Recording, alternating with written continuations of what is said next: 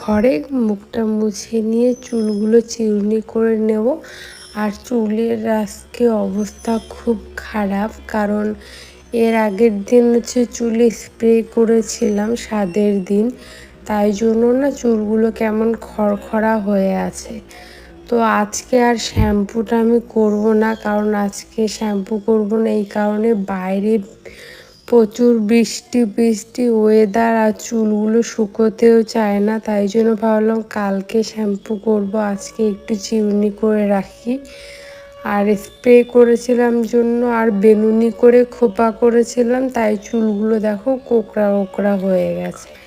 তোমরা অনেকেই জিজ্ঞাসা করছো আমার ডেলিভারি ডেট কবে, তো সেটা এখনো অনেকটা দেরি আছে, মাত্রই তো আমার 7 মাসের 7 গেল। আমি পরে তোমাদেরকে বলে দেবো, কারণ ডক্টর আমাকে এক্স্যাক্ট কবে হবে সেটা বলেনি এখনো, তাই তোমাদেরকে বলতেও পারছি না। ডক্টর আমাকে ডেটটা বললেই তোমাদেরকে